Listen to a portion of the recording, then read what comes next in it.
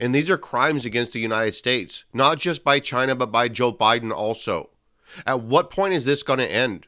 At what point is somebody that has any power at all going to step up and say enough is enough? It's not going to happen. It's not going to happen anytime soon. Not while you got these articles coming out. I got this article here from Fox News. Border Patrol apprehensions of Chinese nationals at the southern border are up 800%. 800%. Why? Why are Chinese nationals coming over at the border, and why is it increasing so much now? 800%. Can you tell me why? 800%. It's one of two things. Either people are escaping China and trying to come to the U.S., which is feasible, it's plausible, it could happen. Or are Chinese CCP sending their military over that border right now and creating sleeper cells in America? They already have thousands of spies within the United States. Why wouldn't they send over military too? Why? I don't know. Just a question I pose. Just a question I pose. I got this other one here. It's from the Daily Caller. U.S. military is almost completely dependent on China for key minerals used in ammunition. So we are completely dependent on China for our military ammunition. How is that a good idea again? Can somebody fill me in on this? Can somebody tell me why it's such a good idea to have China creating our ammunition, or at least holding some of the materials that we need for the ammunition? Can somebody explain that to me? That's not it. Let's see. May 28, 2018. The national interest. U.S. military's greatest weakness is China build. The U.S. military's greatest weakness. China builds a huge chunk of it. Yeah. And what they go on to talk about in here is they go in and talk about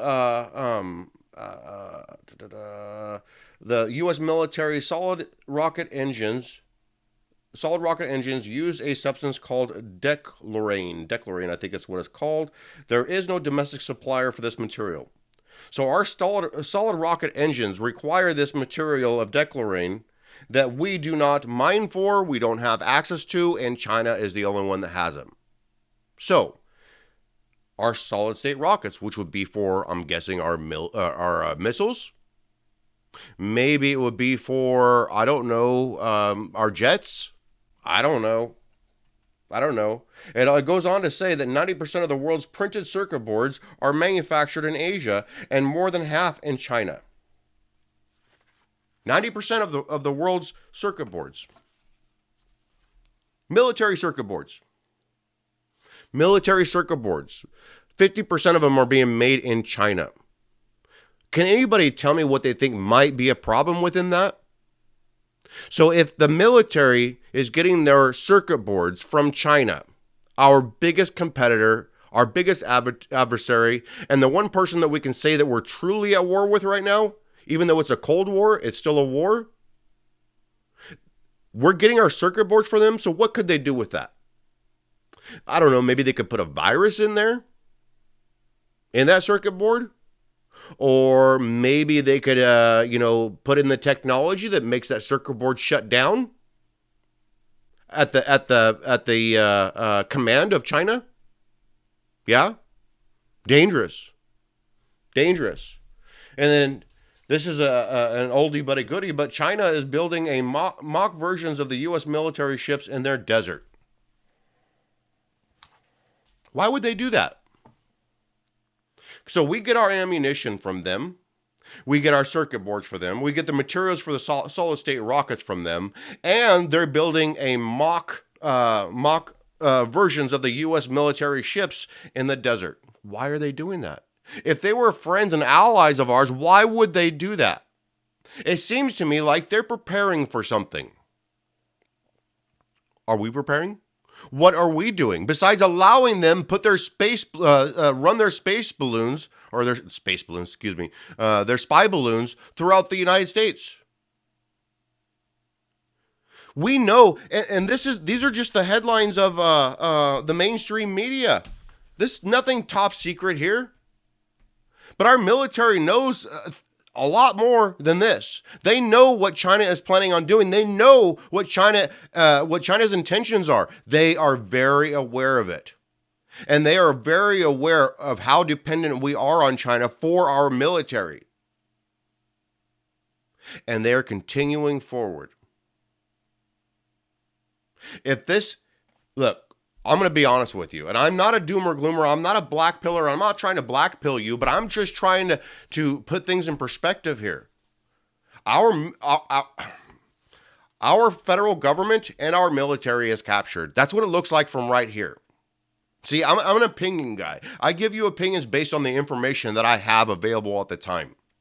Okay? You give me new information and my opinion changes because it has to. But at this point, I don't see how we would win a war with China. What I see is that China is holding all of the cards. And we are allowing them to. Not only are we allowing them to hold all the cards, we are giving them ours.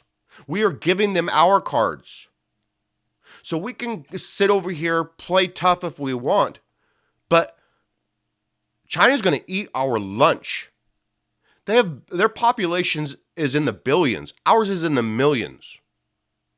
We sent 80 to 90% of our manufacturing plants over to China. If we were to go to war with China, everything would stop. Which means that the American economy would come to a screeching halt very quickly. And if that happens and we have no manufacturing to help pull us out of the depression that we will land in, then we're doomed. We're doomed. And our politicians are setting us up for this. Where in the hell is our military? I've asked this over and over again. Where are they? You have General Milley over there under the Trump administration stating that if Trump was going to attack, then Milley would give them a heads up. And nothing happened with him. He is still serving in our military. That is treason.